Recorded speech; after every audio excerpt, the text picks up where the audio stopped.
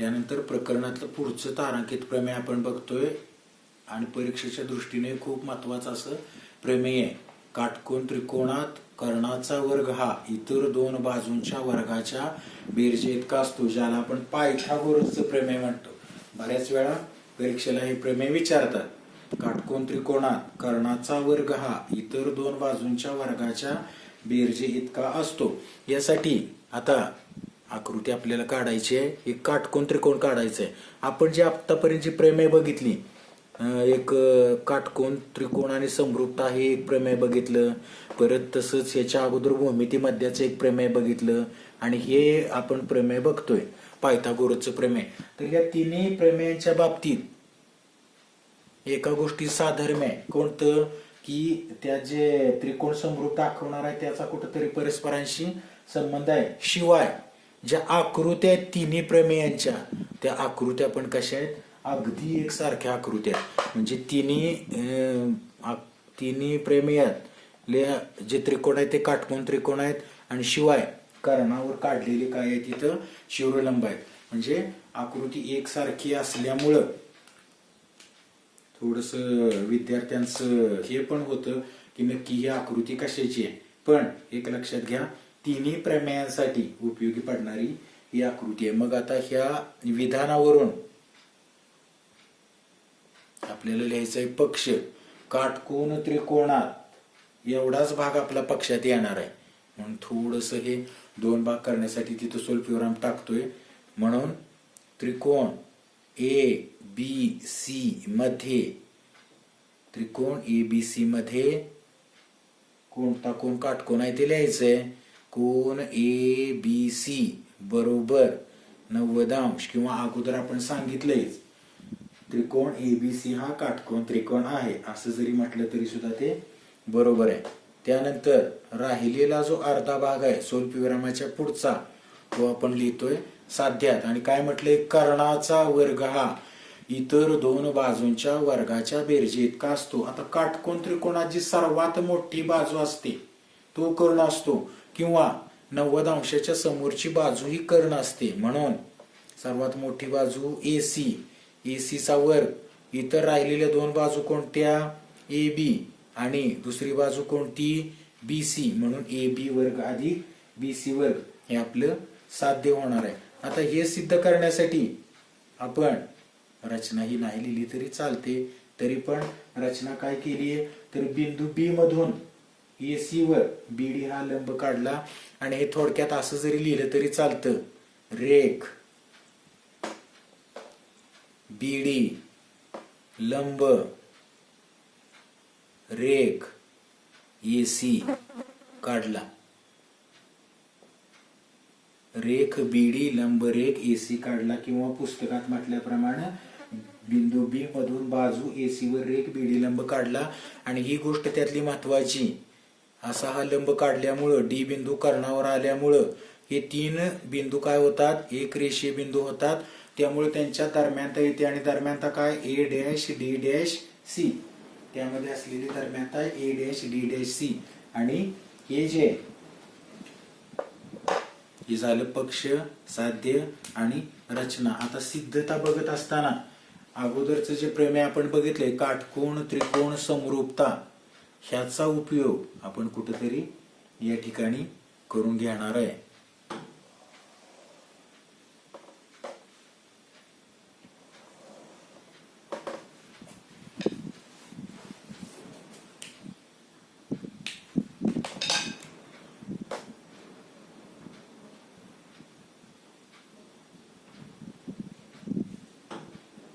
सिद्धतेची सुरुवातच मुळात आपण काय करतोय, रचनेत तर लिहिलेच आपण बीडी लंब रेख एसी. तर काटकोन त्रिकोण समरूपतेत जे त्रिकोण दाखवले ती इथं अगोदर समरूप दाखवून घेतोय. पहिल्यांदा मोठा त्रिकोण, त्रिकोण ए बी सी समरूप, त्रिकोण ए डी बी समरूप, त्रिकोण बी डी सी. म्हणजे हे तीन त्रिकोण आहेत. मोठा हा आणि कर्णावर टाकलेले शिरोलंबामुळे तयार झालेले एडीबी आणि बीडीसी ही दोन छोटे त्रिकोण. आणि कारण जर त्याला लिहायचं झालं तर कारण आपल्याला म्हणता येईल काटकोन त्रिकोणाची समरूपता.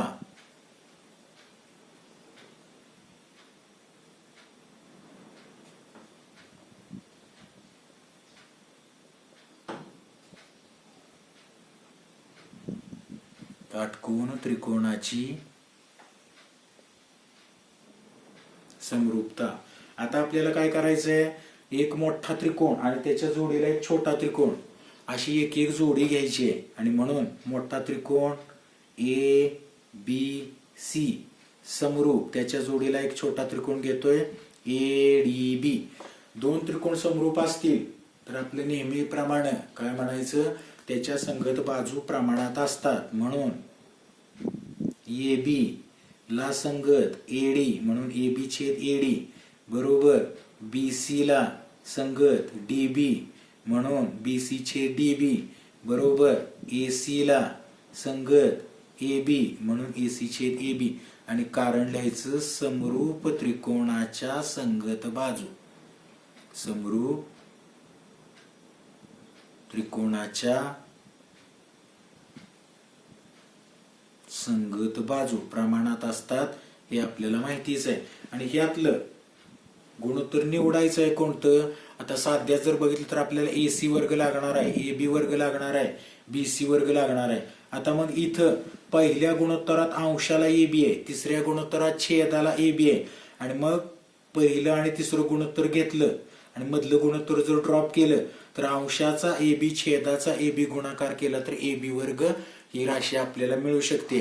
आणि म्हणून पुढच्या पायरीत आपण काय करतोय, हे जे मधलं जे गुणोत्तर आहे बी सी आणि हे बीडीचं हे ड्रॉप करतोय गुणोत्तर आणि ही दोन गुणोत्तर घेतोय ए बी छेद एडी बरोबर ए सी छेद ए बी. आणि हा जर आपण तिरका गुणाकार केला तर ए बी गुणिले ए बी आपल्याला मिळतं ए बी वर्ग आणि एडी गुणिले एसी. हे म्हणूया समीकरण 1. पहिलं समीकरण आपल्याला कसं मिळालं तर मोठा त्रिकोण आणि त्याच्याशी समरूप दाखवलाय तयार झालेले जे कर्णावर टाकलेले शिरोलंबामुळे त्यातला एक त्रिकोण घेतलाय जोडीला. आता काय करायचंय, पुन्हा एकदा मोठा त्रिकोण घ्यायचा, त्रिकोण ए बी सी. आणि शिरोलंबामुळे तयार झालेले दोन त्रिकोण आहेत त्यातला दुसरा त्रिकोण घ्यायचा. आता अगोदर आपण ईडीबी घेतला समीकरण 1 साठी, आता घ्यायचा आहे बीडीसी, त्रिकोण बीडीसी. पुन्हा एकदा त्रिकोण समरूप आहे म्हणून त्याच्या बाजू प्रमाणात दाखवायचे. ए बी ला संगत बीडी म्हणून एबी छेद बीडी, बीसी ची संगत बाजू डीसी म्हणून बीसी छेद डीसी आणि एसी ची संगत बाजू बीसी म्हणून एसी छेद बीसी. पुन्हा एकदा कारण समरूप त्रिकोणाच्या संगत बाजू, समरूप त्रिकोणाच्या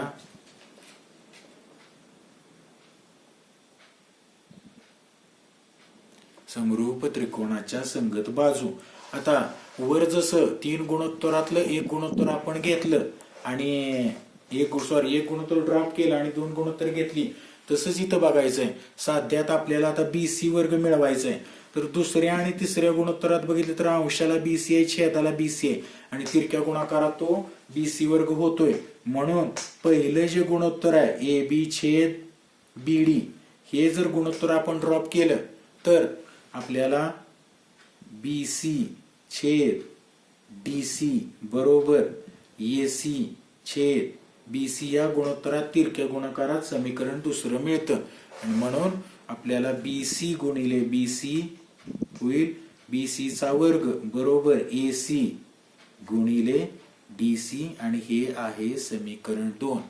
हे आपल्याला मिळालं समीकरण 2. आता समीकरण 1 आणि 2 ची आपल्याला काय करायची आहे, बेरीज करायची आहे. आता बेरीजच का करायची, त्याच्यासाठी साध्यात जर आपण बघितलं तर एबीचा वर्ग आणि बीसीच्या वर्गाची बेरीज आहे. मग समीकरणात 1 मध्ये डाव्या बाजूला एबी वर्ग मिळालाय, समीकरणाच्या 1 च्या डाव्या बाजूला इथे एबी वर्ग आहे, 2 च्या डाव्या बाजूला बीसी वर्ग आहे. आणि म्हणून समीकरण 1 आणि 2 ची जर आपण बेरीज केली, बघा बरं का, समीकरण 1 आणि समीकरण 2 ची जर आपण बेरीज केली तर कदाचित जे साध्य आहे ते साध्य आपल्याला मिळवता येईल.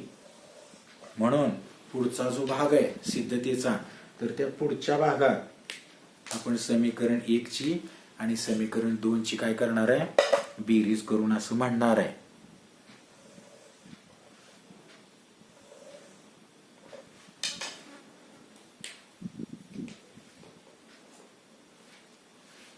इथं 1 आणि 2 ची बेरीज करत असताना 1 ची डावी बाजू AB चा वर्ग अधिक 2 ची डावी बाजू BC चा वर्ग बरोबर बेरजेत AD गुणिले AC अधिक खाली लिहितो इथं AC गुणिले DC आणि वाटल्यास याचं कारण लिहायचं समीकरण 1 व 2 ची 1 व 2 ची काय करून बेरीज करून.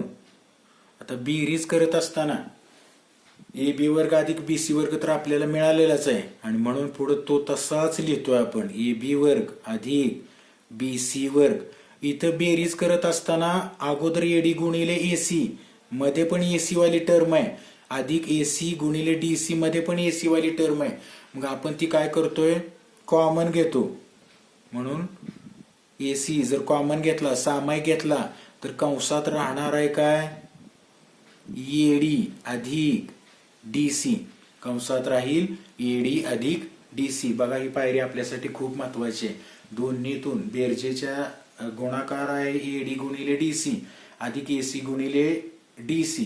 तर इथं यातून AC कॉमन निघेल आणि कंसात राहील AD अधिक DC.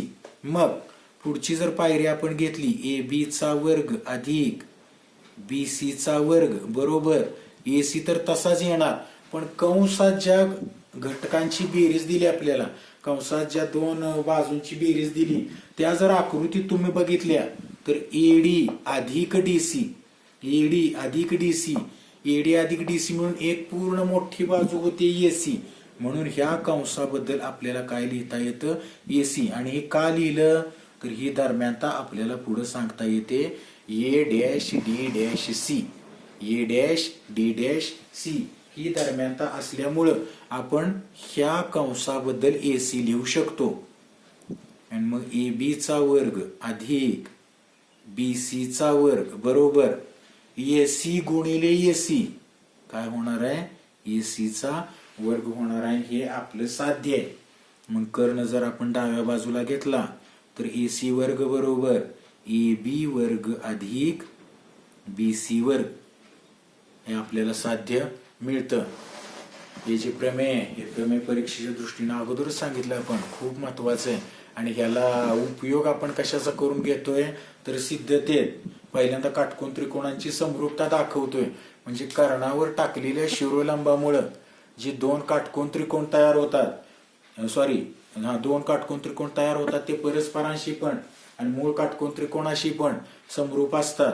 म्हणून एक मोठ्या त्रिकोणाच्या जोडीला छोटा त्रिकोण घेतोय समीकरण 1 मिळवतोय.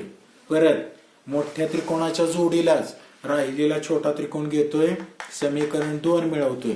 आणि समीकरण 1 आणि 2 ची बेरीज का करतोय आपण तर साध्यात AB वर्ग आणि BC वर्गाची बेरीज आहे. मग 1 च्या डाव्या बाजूला AB वर्ग आहे 2 च्या डाव्या बाजूला BC वर्ग आहे आणि त्यांची बेरीज केली तर साध्य मिळेल. म्हणून डाव्या बाजूला त्या डाव्या बाजूची बेरीज तर उजव्या बाजूंची बेरीज. या AC हा कॉमन घटक आहे AC हा सामायिक घटक आहे म्हणून तो कंसाच्या बाहेर टाकतोय आणि कंसात राहतं AD अधिक DC. आकृतीत AD अधिक DC म्हणजे काय आहे पूर्ण AC बाजूचं माप आहे. किंवा ही जर दरम्यानता लिहिली A'(D')C सूत्र असं तयार होतं AD अधिक DC बरोबर AC. म्हणून कंसाबद्दल आपण AD अधिक DC बद्दल AC लिहितोय. AC गुणिले AC चा वर्ग येईल. आणि आपलं जे साध्य आहे की काटकोन त्रिकोणात कर्णाचा वर्ग हा इतर दोन बाजूंच्या वर्गाच्या बेरजे इतका असतो हे आपल्याला सिद्ध करता येईल. त्यानंतर आपण पायथागोरसच्या प्रमेयाचा व्यत्यास हे प्रमेय पाहणार आहोत. तर या प्रमेयाचं जर विधान आपण बघितलं, एखाद्या त्रिकोणातील एका बाजूचा वर्ग हा इतर दोन बाजूंच्या वर्गाच्या बेरजे इतका असेल तर तो त्रिकोण काटकोन त्रिकोण असतो. आता प्रमेयाचं विधान आणि प्रमेयाच्या व्यत्यासाचं विधान हे जर दोन विधानं बघितली तर ही कशी असतात?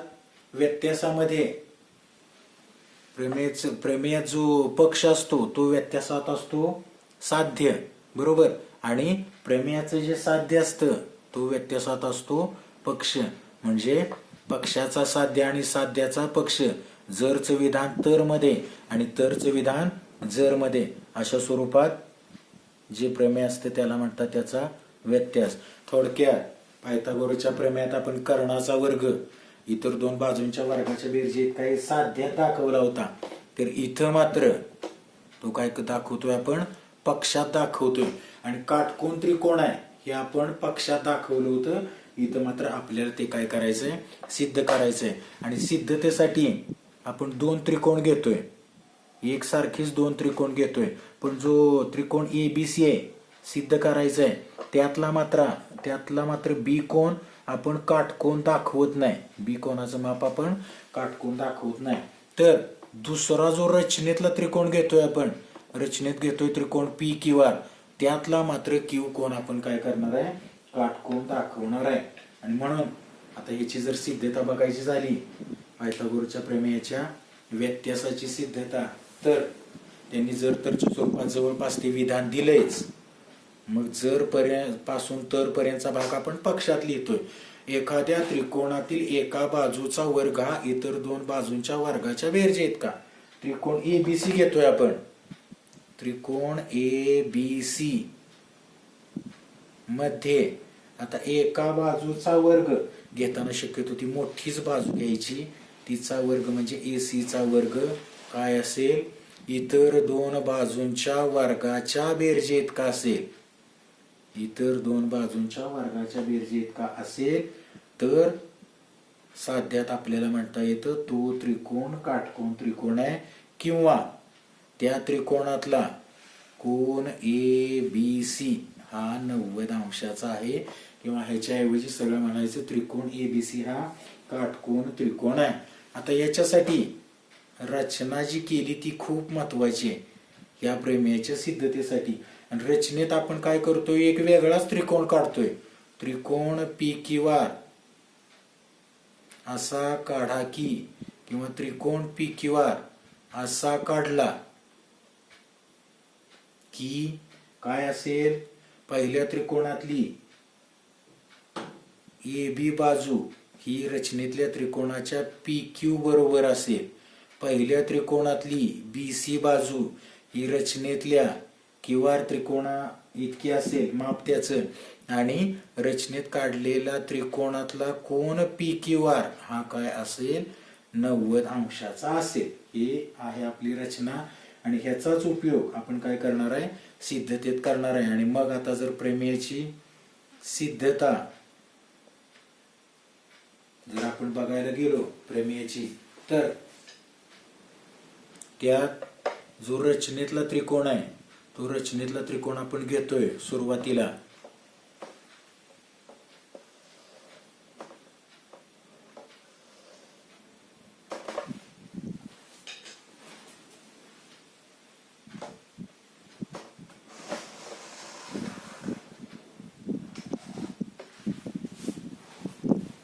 आणि ह्या त्रिकोणात त्रिकोण पी क्यू आर मध्ये कोन क्यू हा किती आहे? 90 अंशाचा आहे. आणि ज्या त्रिकोणाचा एक कोन 90 अंश मापाचा असतो तिथं आपण पायथागोरस वापरू शकतो. आणि मग ह्या त्रिकोणात जर पायथागोरस वापरला तर सूत्र होणार आहे पी आर चा वर्ग म्हणजे कर्णाचा वर्ग हा इतर दोन बाजूंच्या वर्गाच्या बेरजे इतका. म्हणून पी आर वर्ग बरोबर पी क्यू वर्ग अधिक क्यू आर वर्ग. आणि कारण लिहायचं झालं तर कारणात म्हणायचं पायथागोरसच्या प्रमेयानुसार.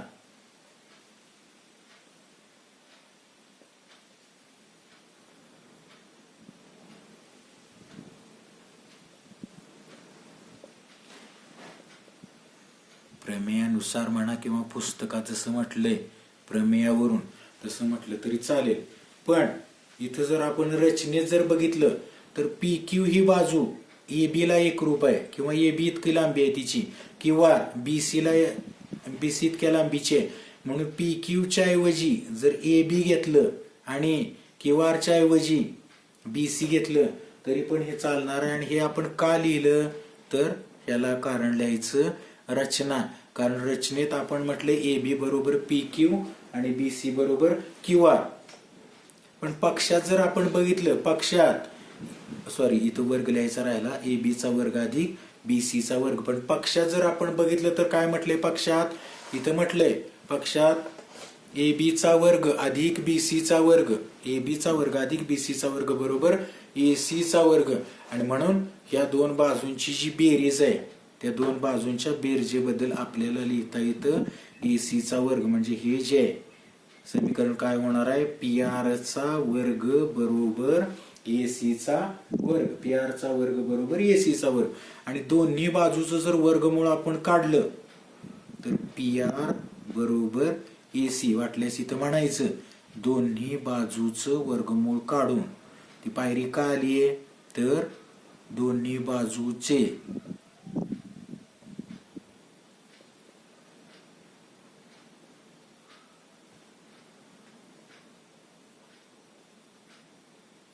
आणि ह्याला म्हणूया समीकरण 1. पी आर बरोबर ए सी जे आले आपले, पी आर बरोबर ए सी, त्याला म्हणतोय समीकरण 1. आता पुस्तकात दाखवताना डायरेक्टच ते दोन जे त्रिकोण घेतलेत म्हणजे मूळचा त्रिकोण आणि रचनेतला त्रिकोण, आणि ते सरळ सरळ बा बा बा कसोटीने समरूप दाखवलेत. आपण थोडस काय करूया, ती बा बा बा कसोटी कशी येते हे बघूया. आणि म्हणून जे दोन त्रिकोण आहेत, त्रिकोण ए बी सी व त्रिकोण पी क्यू आर मध्ये बा बा बा कसोटीसाठीच्या तीन भुजा आहेत, तीन बाजू आहेत. त्या तीन बाजू आपण इथं लिहायच्या आहेत आणि मग बा बा बा कसोटी म्हणणार आहे त्याला. इथं पहिलं जे येणार रचनेत आपल्याला दिलंय ए बी बरोबर पी क्यू, रचनेत कोणती बाजू दिली, ए बी बरोबर पी क्यू. म्हणून पहिला घटक येईल बाजू ए बी एकरूप बाजू पी क्यू. कारण जर याला द्यायचं झालं तर म्हणायचं रचना, बरोबर. परत दुसरी पण बाजू रचनेत दिली आपल्याला, कोणती, बाजू बी सी बरोबर असतात म्हणजेच एकरूप असतात, बाजू बी सी एकरूप बाजू क्यू आर. याला पण आपल्याला कारण म्हणता येईल काय, रचनाच. आणि तिसरी जी बाजू आहे त्या तिसऱ्या बाजूसाठी आपण समीकरण 1 तयार केलं. म्हणून बाजू ए सी एकरूप बाजू पी आर, आणि ह्याला म्हणायचं समीकरण 1 वरून. म्हणजे रचनेवरून दोन बाजू एकरूप दाखवता येतात. आणि समीकरण 1 जे आपण तयार केलं त्या पहिल्या समीकरणावरून तिसरी बाजू एकरूप दाखवता येते. आता तीन बाजू मिळाल्यात म्हणून म्हणायचं त्रिकोण ए बी सी समरूप नाही म्हणायचं, आता एकरूप म्हणायचं आहे आपल्याला. त्रिकोण ए बी सी एकरूप त्रिकोण पी क्यू आर. आणि तिन्ही पण बाजूच मिळाल्यात म्हणून एकरूपतेची कुठली कसोटी म्हणायची, बा बा बा कसोटीनुसार. बघा ही समरूपतेची कसोटी नसून एकरूपतेची बा बा बा कसोटी आहे, बरोबर. आणि मग ज्यावेळी दोन त्रिकोण एकरूप असतात त्यावेळी त्याच्या 6 घटक आपण म्हणतो एकरूप असतात, 3 संगत बाजू एकरूप असतात आणि 3 संगत कोण एकरूप असतात. बाजू तर सगळ्या दाखवूनच झाल्यात आणि आपल्याला दाखवायचं आहे काय साध्यात, कोण बी चं माप 90 दाखवायचंय. म्हणून या दोन त्रिकोणातला कोण ए बी सी हा कोण कुठल्या कोणाला एकरूप असणार, कोण पी क्यू आर ला एकरूप असणार. आणि या दोघांचं पण माप किती असणार, 90 अंश. आता हे का लिहिलं आपण तर याचं कारण लिहिता येईल. पक्षात त्याचा उल्लेख पुस्तकात त्याचा उल्लेख केला नाही, पण त्याचं कारण जर लिहायचं झालं तर असं म्हणता येईल एकरूप त्रिकोणाचे संगत कोण, एकरूप त्रिकोणाचे संगत कोण एकरूप असतात, एवढंच म्हणून सोडलं तरी चालेल. एकरूप त्रिकोणाचे संगत कोण.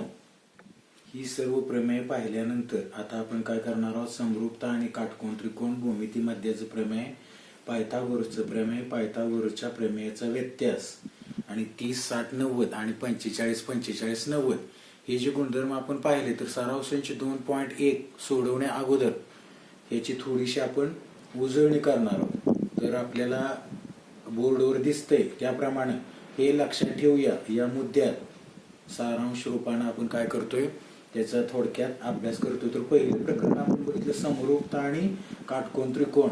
समरूपता आणि काटकोन त्रिकोणात काय होतं की काटकोन त्रिकोणात कर्णावर टाकलेला शिरोलंब आहे, त्या शिरोलंबामुळं जे दोन त्रिकोण तयार होतात ते दोन त्रिकोण आकृतीत दाखवल्याप्रमाणे PQR हा त्रिकोण आहे, त्यात Q कोण काटकोन आहे आणि त्या Q या शिरोबिंदू मधून कर्ण PR वर QS हा शिरोलंब टाकल्यामुळं जे दोन त्रिकोण तयार होतात ते जे त्रिकोण आहेत ते परस्परांशी पण समरूप असतात आणि मूळ काटकोन त्रिकोणाशी पण समरूप असतात. म्हणून तिथे विधान दिले त्रिकोण PQR समरूप त्रिकोण PSQ समरूप त्रिकोण QSR, बरोबर. आणि ह्याच गुणधर्माला आपण म्हणतोय काटकोन त्रिकोणाची समरूपता किंवा समरूपता आणि काटकोन त्रिकोण म्हटलं तरी पण चालेल.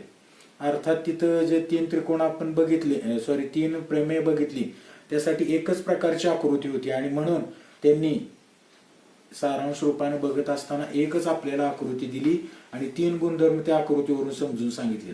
मग दुसरा गुणधर्म आपण बघितला भूमिती मध्याचं प्रमेय.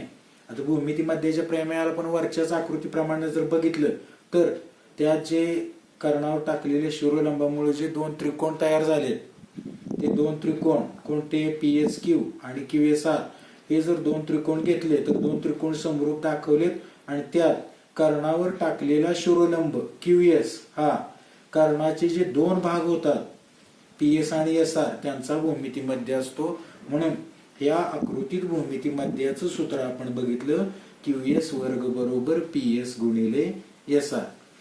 अगोदरच आपण सांगितलं की कोणत्याही प्रमेयाचं जे साध्य असतं ते त्याच्यावरची जी उदाहरणं आपल्याला विचारलीत, गणित विचारली ते गणित सोडवण्याचं सूत्र असतं. हे चांगलं लक्षात ठेवा. प्रमेयाचं साध्य ते गणित सोडवण्याचं सूत्र आहे आपल्या. आणि म्हणून समरूपता आणि काटकोन त्रिकोणात PQR समरूप PSQ समरूप QSR हे साध्य आहे, म्हणजे ते सूत्र आहे प्रमेय सोडवण्यास. भूमिती मध्यात QS वर्ग बरोबर PS गुणिले SR आकृती बदलेल त्याप्रमाणे ह्या गोष्टी बदलत जाणार आहे, बरोबर.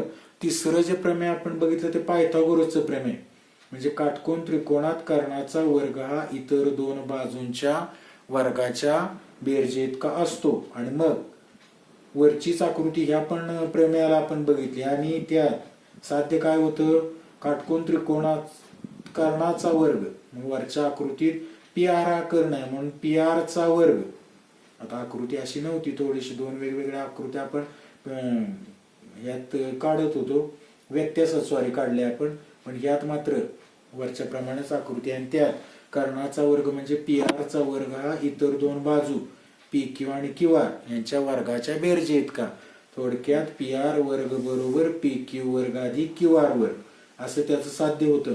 आणि पायथागोरसच्या प्रमेयाचा जो व्यत्यास आहे त्याच्यासाठी मात्र आपण एक मूळचा त्रिकोण काढला आणि रचनेत मात्र काटकोन त्रिकोण काढला आणि हे दोन त्रिकोण एकरूप दाखवले आणि म्हणून पहिल्या त्रिकोणातला कोण जो आहे तो काटकोन दाखवला. थोडक्यात तो जो त्रिकोण आहे तो काटकोन त्रिकोण दाखवला. विधान काय होतं त्याचं, एखाद्या त्रिकोणातील एका बाजूचा वर्ग हा त्या त्रिकोणाच्या उरलेल्या दोन बाजूंच्या वर्गाच्या बेरजे इतका असेल तर तो त्रिकोण काटकोन त्रिकोण असतो. अर्थात व्यत्यासात तुम्हाला अगोदरच सांगितलं प्रमेयाचे जो पक्ष असतोय ते व्यत्यासाचं साध्य असतं आणि प्रमेयाचं जे साध्य असतं ते व्यत्यासात पक्ष असतो. म्हणून प्रमेयाच्या विधानाच्या अगदी उलट विधान, अगदी विरुद्ध विधान म्हणजे प्रमेयाचं व्यत्यासाचं विधान आहे. आणि शेवटी जो गुणधर्म आपण बघितला काटकोन त्रिकोणात एक बाजू कर्णाच्या निम्मी असेल तर त्या बाजूच्या समोरील कोन 30 अंशाचा असतो. अर्थात हे जे दिले ते 30-60-90च्या प्रमेयाचं व्यत्यासाचं विधान दिले, पण आपण त्याच्या प्रमेयाचे विधान बघितलं की काटकोन त्रिकोणाचे जर लघुकोन 30 अंश 60 अंश मापाचे असतील तर 30 अंशासमोरील बाजू कर्णाच्या निम्मी, तर 60 अंशासमोरील बाजू ही कर्णाच्या कर्णी 3/2 पट असते. इथं मात्र दिलेले जे विधान आहे चौथं ते आहे 30-60-90च्या विधानाचा व्यत्यास, आणि ते विधान दिले काटकोन त्रिकोणात एक बाजू कर्णाच्या निम्मी असेल तर त्या बाजू समोरील कोन 30 अंश असतो.